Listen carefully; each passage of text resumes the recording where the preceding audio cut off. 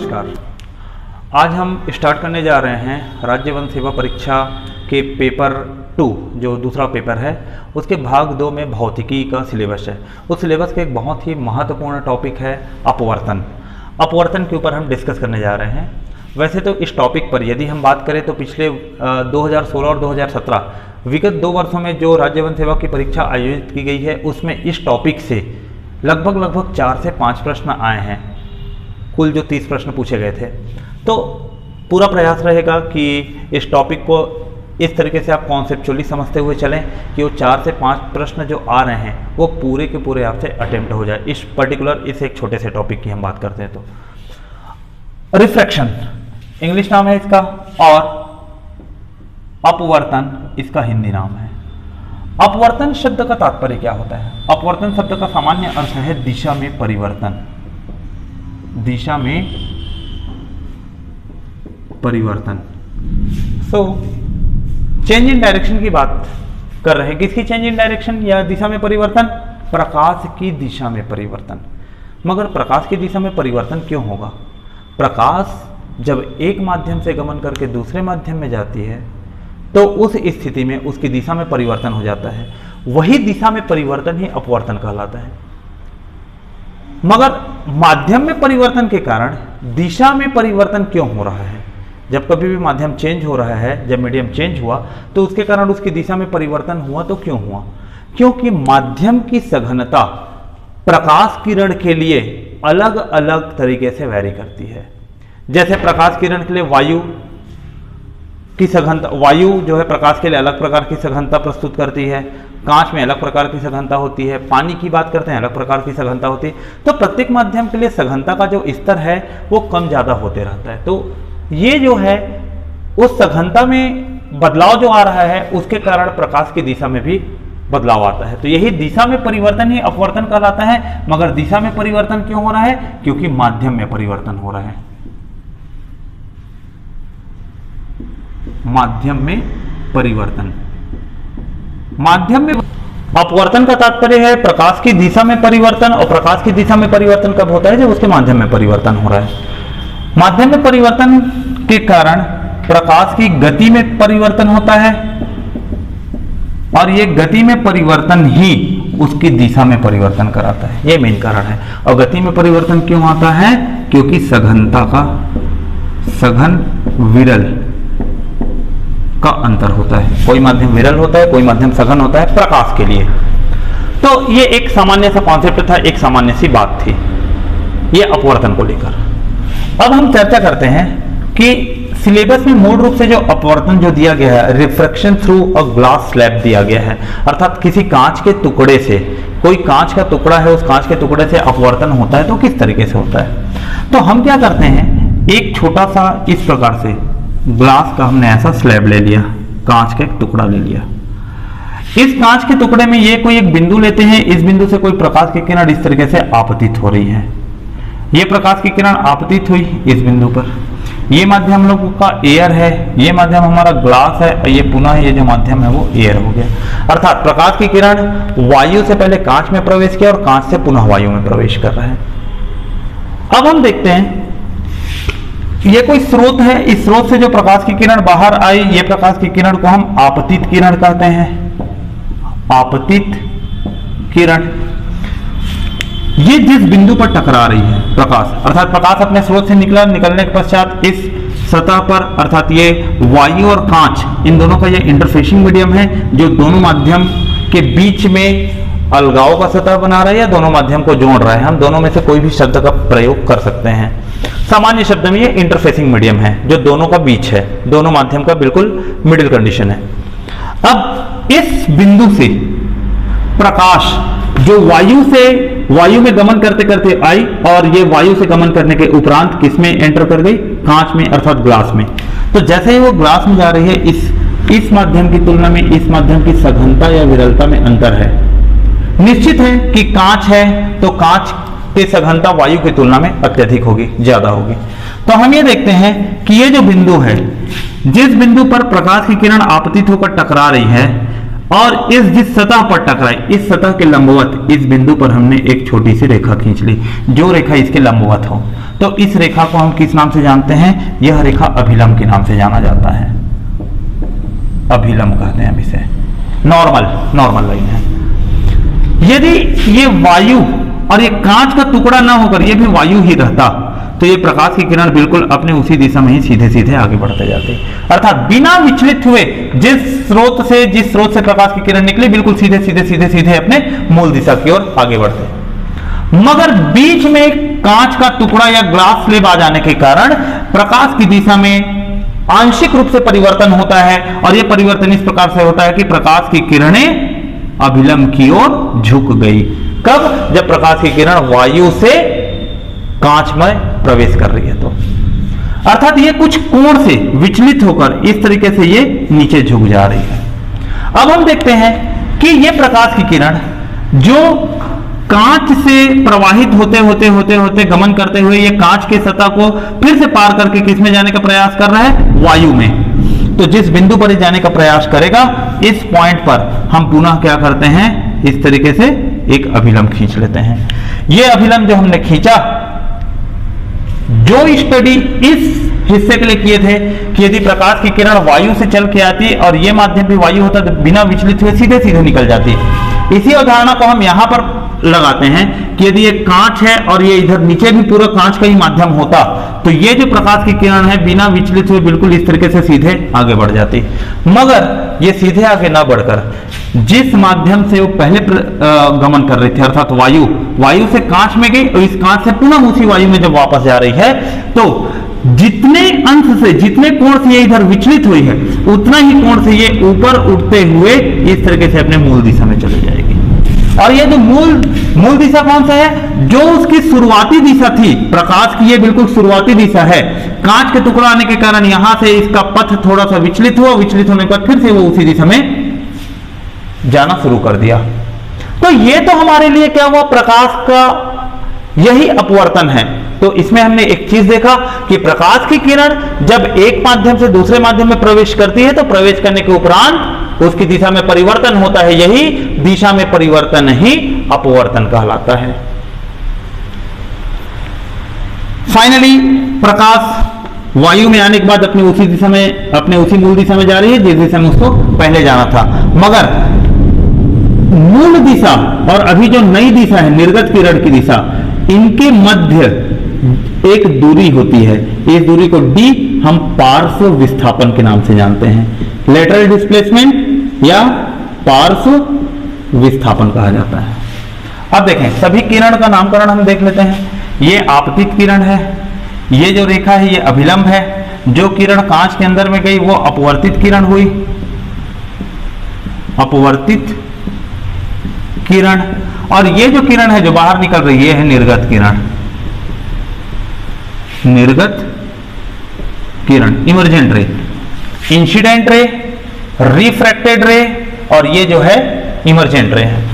अब देखिए, ये तीनों किरण तीन विभिन्न प्रकार के कोण का निर्माण करते हैं। तीन विभिन्न प्रकार का कोण।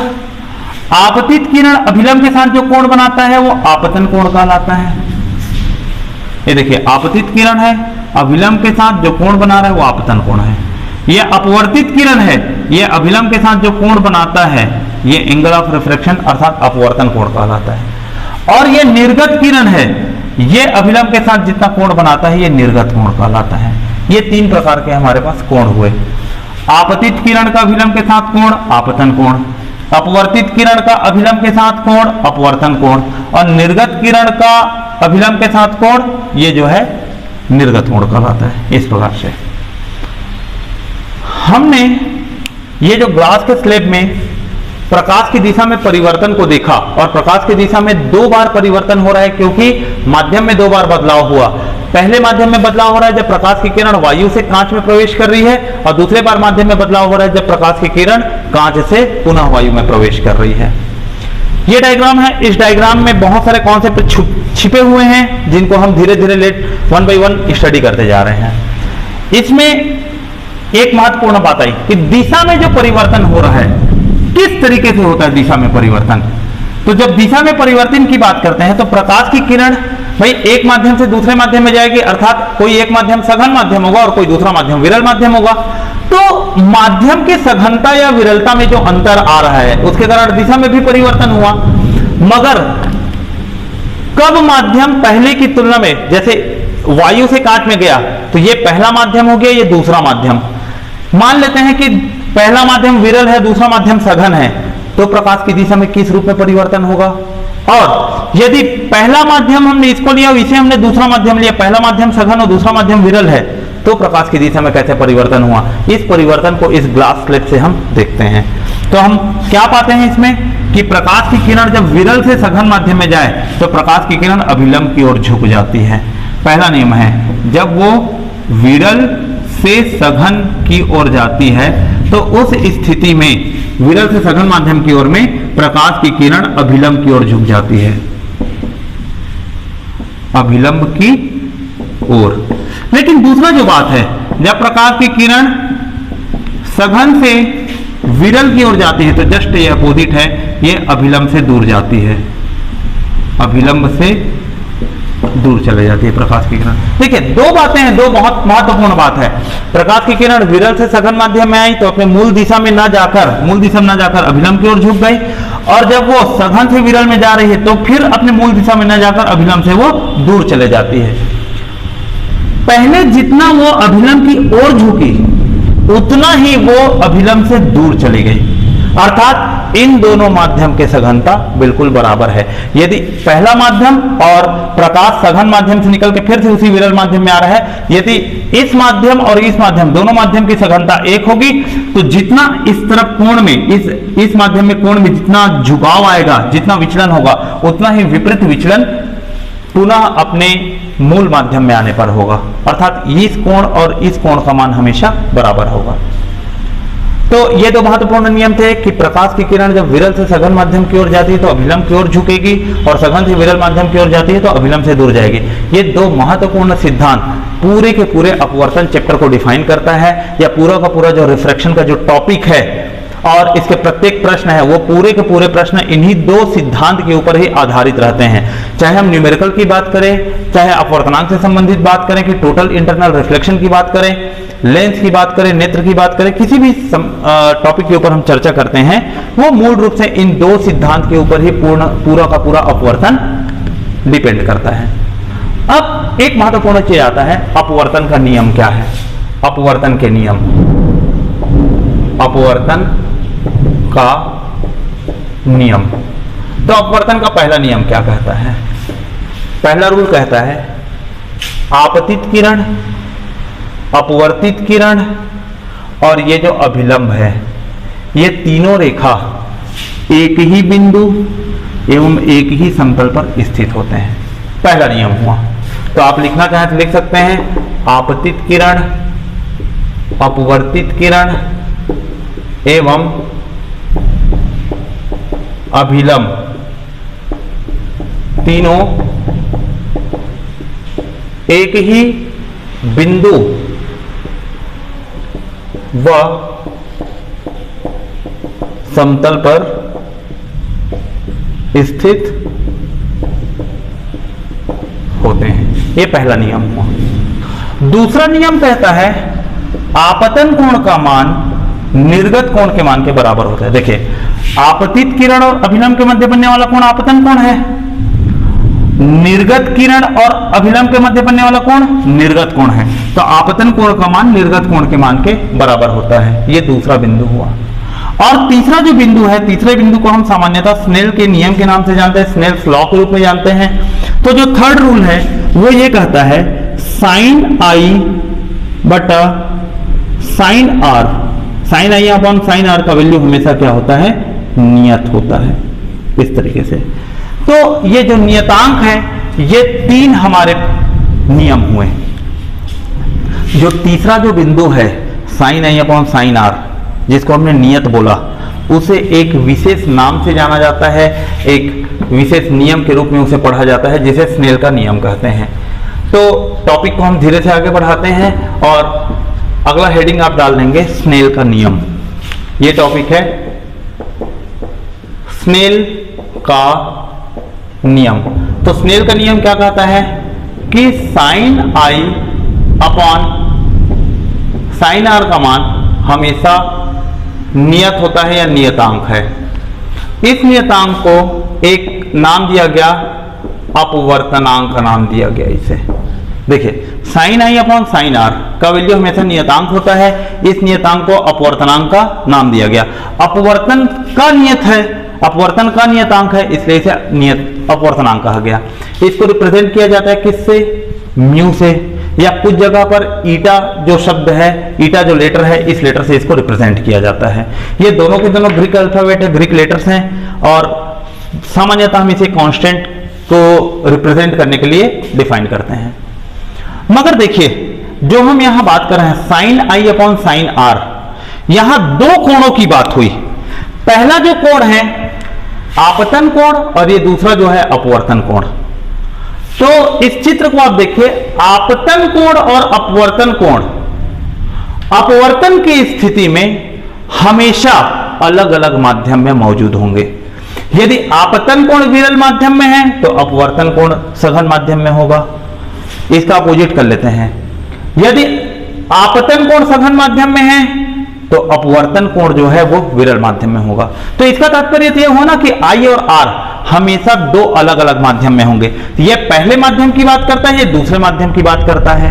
तो ये जो अपवर्तनांक है, ये अपवर्तनांक भी दोनों माध्यम के बीच में तुलना पैदा करता है, और वैसे भी एक तुलनात्मक राशि है, एक प्रकार का एक कंपैरेटिव क्वांटिटी है। तो अपवर्तनांक को यदि अपने को सामान्य रूप में समझना है कि क्या होता है, तो अपवर्तनांक को हम कैसे समझेंगे, किसी भी माध्यम के लिए प्रकाशीय सघनता, प्रकाशीय सघनता या विरलता का सूचक है। देखिए बात को ध्यान देंगे, किसी भी माध्यम के लिए प्रकाशीय सघनता या विरलता का सूचक ही अपवर्तनांक कहलाता है। जैसे देखिए ये वायु और ये कांच है, यदि हमने बोला कि वायु की सघनता को हम 1 लेकर चलते हैं, सपोज वायु की सघनता को हम 1 लेकर चलते हैं, तो कांच की जो सघनता है वो कितनी होती है, 1.5 होती है, 1.5 होती है। इसका तात्पर्य यह है कि कांच वायु की तुलना में 1.5 गुना ज्यादा सघन है, ये इस बात को बता रहा है। तो यदि मैं सामान्य सी बात कहूंगा कि कांच की सघनता 1.5 है, तो सघनता किसके रेस्पेक्ट में है, किसकी तुलना में है, तो सघनता या विरलता जो होता है ये कंपेयरिंग क्वांटिटी होता है, अर्थात हमेशा हम जिस राशि को चाहते हैं उसका किसी दूसरे राशि के रेस्पेक्ट में ही इस क्वांटिटी को फाइंड आउट किया जाता है। हल्कापन हो, भारीपन हो, इस प्रकार का चीज किसी रेफरेंस ऑब्जेक्ट से कंपेयर करके ही निकाला जाता है, तो उसी की बात कर रहे हैं यहाँ। तो यहाँ हम जो नियतांक जो बोला हम लोगों ने, ये नियतांक जो म्यू है, म्यू नियतांक है, तो हमेशा हम इसको कंपेयर करते हैं एक माध्यम से दूसरे माध्यम के रेस्पेक्ट में। तो जैसे देखिए यहाँ ये माध्यम पहला है और इसको मैंने ले लिया माध्यम दूसरा, और यहाँ से पुनः ये किस में आ गया, माध्यम पहले में आ गया। तो जैसे म्यू यदि 1, 2 लिख रहा हूं तो इसका तात्पर्य होता है दूसरे माध्यम की सघनता पहले माध्यम की तुलना में, और इसका मीनिंग ये होता है प्रकाश की गति पहले माध्यम में बटे प्रकाश की गति दूसरे माध्यम में। ये अपवर्तनांक एक सामान्य सा सूत्र है, अपार्ट फ्रॉम दिस फॉर्मूला, अर्थात इस सूत्र के अलावा अपवर्तनांक का ये एक सूत्र होता है। तो यदि हमने इसको म्यू 1 to 2 लिखा है, इसका मतलब है refractive index of medium 2 with respect to medium 1, या अपवर्तनांक दूसरे माध्यम का किसके सापेक्ष, पहले माध्यम के सापेक्ष। ये किसके बराबर है, प्रकाश की गति पहले माध्यम में बटे प्रकाश की गति दूसरे माध्यम में। तो यहीं से हमें ये बात समझ में आ गया कि ये जो अपवर्तनांक है, अपवर्तनांक की यदि हम बात करते हैं तो ये एक प्रकार की तुलनात्मक राशि होती है, तुलनात्मक राशि है ये। अब देखें ये जो तुलनात्मक राशि अर्थात अपवर्तनांक हमेशा हम एक माध्यम का दूसरे माध्यम के रेस्पेक्ट में ही फाइंड आउट करते हैं। तो प्रकाश की किरण जब पहले माध्यम से दूसरे माध्यम में गई तब तो ये मिलेगा हमें 1 म्यू 2 लिखेंगे, तो ये इसका वैल्यू हुआ v1 अपॉन v2, अर्थात दूसरे माध्यम की सघनता पहले की तुलना में किसके बराबर होगा, प्रकाश की गति पहले माध्यम में डिवाइडेड बाई प्रकाश की गति दूसरे माध्यम में। अब इसका मान जो भी होगा, इसका मान 1 से कम भी हो सकता है, इसका मान 1 से ज्यादा भी हो सकता है, दोनों चीजें हैं, पॉसिबल है। इस शब्द का सिंपल से मीनिंग है दूसरे माध्यम के अपवर्तनांक की बात कर रहे हैं, क्योंकि पहला माध्यम से तो हम कंपेयर कर रहे हैं। तो ये जो अपवर्तनांक का मान आएगा ये दूसरे माध्यम का आएगा और ये पहले की तुलना में ही रहेगा, और इन दोनों माध्यम के बीच के लिए इस अपवर्तनांक का मान पूरी दुनिया में नियत रहेगा, कांस्टेंट रहेगा, उसमें किसी भी प्रकार का कोई बदलाव नहीं आएगा। अब यदि इसे हम थोड़ा सा बदल दें, यदि इसी को मैंने ऐसे लिख दिया μ2 प्रकाश की किरण दूसरे माध्यम से पहले माध्यम में जा रही है, देखिए दूसरा माध्यम है, दूसरे माध्यम से किसमें गया, पहले माध्यम में। अब क्या होगा, पहले माध्यम का अपवर्तनांक दूसरे की तुलना में, तो ये कितने के बराबर हो जाता है हम लोगों का, v2/v1 के बराबर, अर्थात दूसरे माध्यम में प्रकाश की गति बटे पहले माध्यम में प्रकाश की गति, ये हो। अब ये पहला समीकरण हुआ और ये दूसरा समीकरण है। अब इन दोनों समीकरण को यदि हम क्या करते हैं, मल्टीप्लाई कर देते हैं, तो हमें एक छोटा सा कंक्लूजन मिलेगा, और वो कंक्लूजन क्या है, पहले और दूसरे को मल्टीप्लाई कीजिए, μ12 इंटू μ21 इज इक्वल टू, जो वैल्यू मिलेगा v1/v2 इंटू v2/v1।